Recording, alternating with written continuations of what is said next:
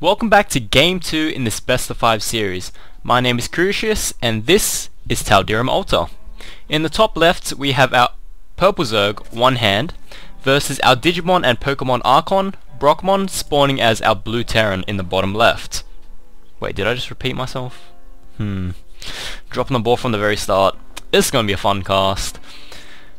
Now, like I said, the map is Tal'Darim Altar, so this is going to be a GSL map, and like I've said before, being a GSL map, it is going to be favouring macro play quite a bit. So we're probably going to be seeing both players going for a macro game, trying to probably look to get an early expand, but we do see Brockemon just walling in this small choke. We will probably see him wall off this larger choke at his natural with 4 barracks, which he has done before against a Zerg. He probably is going to be looking to get some early Hellions, which he also does like to do, but he could just try to go with his main Biobore since he is going 4 racks relatively early. Now this is just going to be a slight downtime because it is early game, and being a macro map, things tend to be kind of slow at the start. So both players will just try to get their economy up, not really focus too much on offensive units. Now we do see Brockemon scouting to the right, so he is going to be finding OneHand's base at the very end. We also see OneHand sending his Overlord to the right position as well. So he is going to, well, both players aren't going to really find out where each other is all too soon. OneHand is sending his drone scout into the bottom position, so he is going to be the very first person to find out where his opponent is. Now OneHand is throwing down an Expo. This is actually pretty fast, but again, being a large map, you can actually expand pretty early and pretty safely as a Zerg. And you really do want to try to get ahead one base of a Terran because the mules actually give him quite a lot of economy. If you're on equal bases against a Terran as a Zerg, you're actually going to fall pretty far behind in the economy pretty quickly, especially if he builds an extra command center inside his base, changes that to an orbital, and he can actually use that extra orbital command to throw down mules, and whenever he's ready to expand, just fly that off whenever he needs to.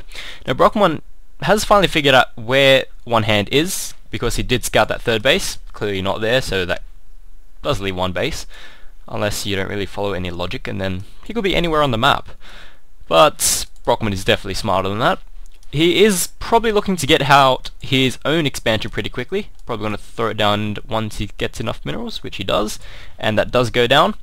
So he is just getting a couple Marines for defense, trying to pick off any extra scouts that does come up. OneHand's expansion does finish.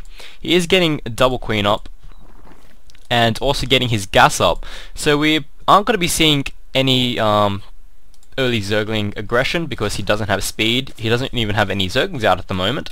If we look at the unit tabs, we currently have 18 drones versus 17 SCVs, but we do have 1 mule on the field for the Terran. So if we look at the income tab, Zerg is at around 560, 580, peak up to 600 just then, but the Terran is jumping ahead at 700.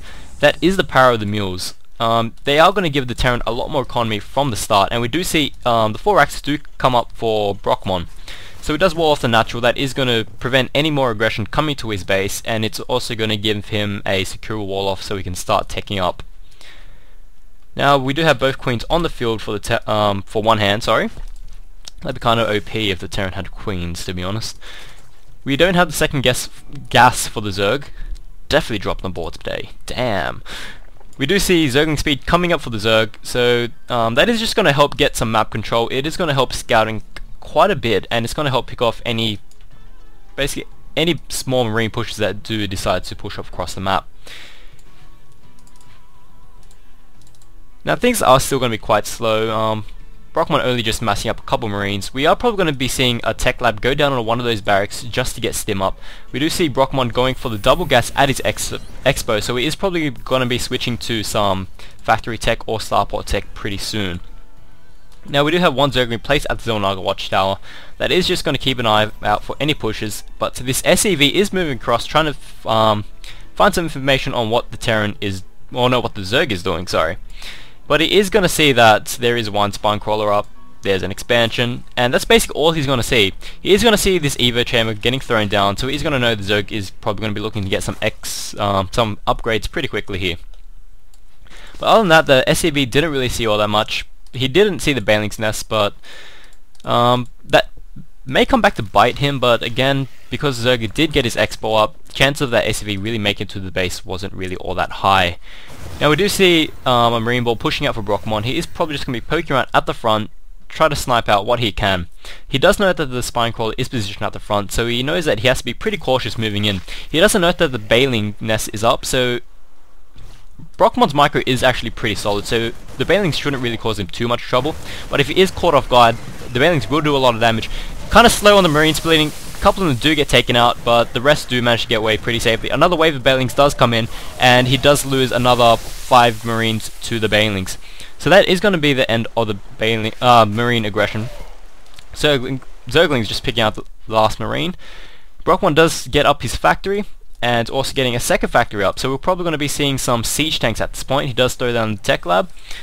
So we are going to be seeing some siege tanks. We're probably not going to be seeing that much of a Hellion play, because Brockemon does tend to favor Hellions, but only at the start of the game, since they can do a lot of damage, and since they can basically get a lot more early map control. But with this later in the game, where Roach is a possibility, Zerglings already have speed, it's not really going to do all that much. Now we do see the tech lab getting thrown up on the barracks, so that is probably going to be researching Stim pretty soon here. He also is getting a second tech lab on the factory, and we do see siege tanks being produced out of the factories. Zerg is getting melee attack grade level 1. He is also breaking down the rocks at his third, so Zerg is probably looking to expand pretty soon here, since you don't want to remain on equal bases with a Terran for very long. He is also getting an extra 2 gases up at his natural. Also picked up the second gas at his main, so he's probably looking to take up pretty quickly here. And he is getting his lair up, so we probably are going to be seeing either some Roach play, or he's probably going to go straight for his Spire. If we look at Zerg's vision, not Terran's vision, he doesn't know that the second factory is up. He does know that the first one is up, but so at the moment Zerg is probably assuming that he is going for some bio play, but what he doesn't know is there are actually a couple of siege tanks on the field. Siege mode is finished, so that is actually going to prevent some early aggression. Well, not really early aggression, but it is going to prevent the aggression from the Zerg. Now Terran is researching Stim. That is just going to help complement the Marines while dealing with the very large armies, especially the Banelings, because you want to try to snipe at the Banelings as quickly as possible before they actually reach your Marine ball, because once they do, that's just basically going to be having acidified, well, not really acidified, melted Marines for dinner. Now Zerg is getting his third base up, so he is going to be looking to get ahead in the economy. If we look at the economy tab, Zerg is currently sitting at 1,500 versus Terran's 1,200. And if we look at the worker count, Zerg is currently sitting on 61 workers, whereas the Terran is sitting on 64. So the Terran is actually falling pretty behind in the worker count, but he does have 2 mules on the field, so he is going to be able to catch up pretty quickly if he does throw up a third or fourth. So we're still on 2 factories for the Terran. He still has 5 racks, I think. No, he's still sitting on 4 racks as well. So he hasn't thrown out any additional tech buildings yet. Zerglings do pick off the Marine Scout that was at the Zelnaga Tower. Now he is picking up both extractors at his third. So he just wants to catch up on the gas, because as Zerg you need as much gas as you can get. And the problem that most people run into while playing is the extreme lack of gas. Even if you produce enough Zerglings to keep your mineral count low, generally you tend to run out of gas pretty quickly, because you have the Banelings, then you have the Roaches, then you have the Mutas, and so on, so on, so on, which is really, it's actually pretty gas intensive, especially since Infestors have come into play quite a bit recently. The need for gas has actually increased in general, if that makes any sense. Actually no, that's pretty logical.